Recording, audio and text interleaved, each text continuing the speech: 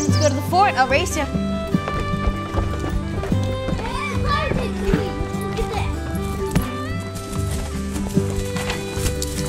Go, Claire. Put your map on the table. The creek is... Yeah. I think we should go to the creek. Okay, so we have to go beyond those two hills. Do you hear that? Jackson, that's a broad-shouldered hawk. There's a creek. It's really close. Want to go find it? This way. Let's go this way.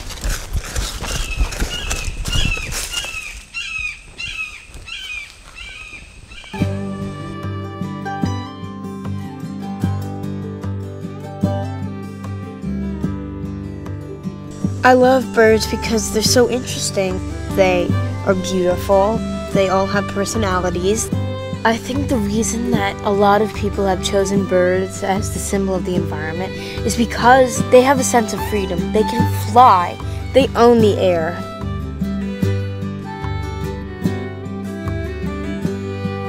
My dad's side of the family lives on the coast of the Gulf of Mexico. Those beaches are beautiful, or at least they were.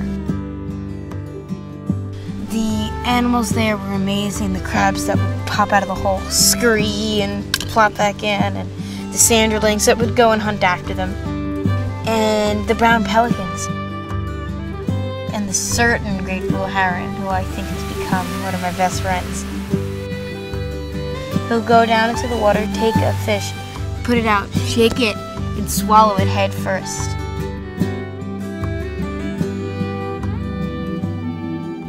Catastrophic disaster at sea, a column of fire blasting into the sky.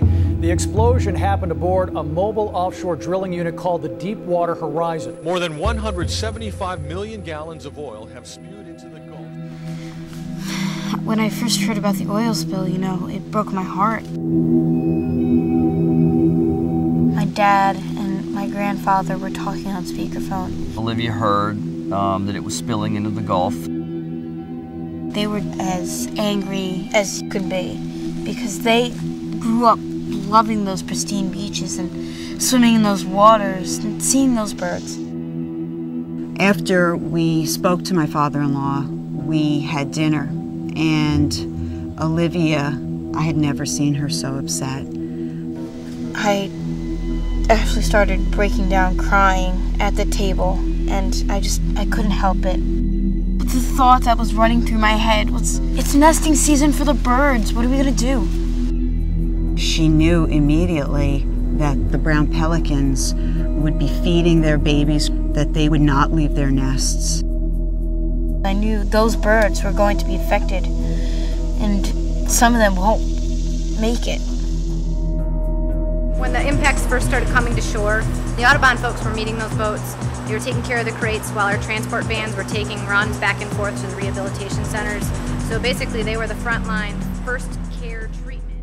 Thinking about it that whole night, I decided to write a letter to Audubon. It was signed 11 years old and willing to help. The letter basically said I will do 500 drawings. For people who donate, they would get a drawing. And who knows, maybe I'll raise $200. I'll try.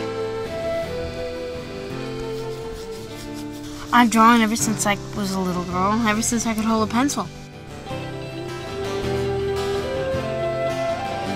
The donation started a couple weeks after the explosion of the rig. Let me get it thick with a nice big brush. The drawings were called for in 3 weeks. It took me 3 months to finish them.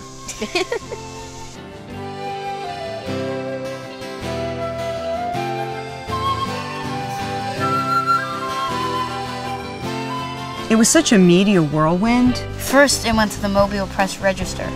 Then it spread to the UK. The Guardian UK published an article saying, "Schoolgirl shames BP." From there, it went viral. Then Huffington Post. Then AOL Philanthropy. It was going crazy. My mother was getting like 100 emails an hour. Belgian newspapers, Italian TV. My mom was having a heart attack. What should I do? All these emails. Mainstream media in the United States picked it up. CBS News, USA Today, people. 144 million people had seen my story. 2 months, 144 million people. It tells you people want to help, but they just don't know how. That's why I think they need a role model like youth to say, if a child can do it, so can I. I can make a difference.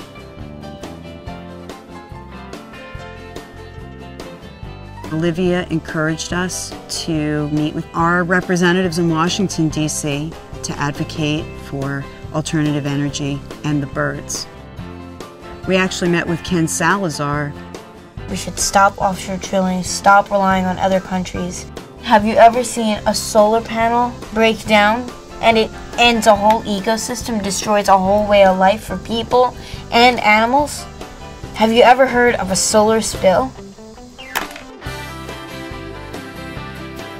You don't have to do what I did, but everything that you do for our planet counts.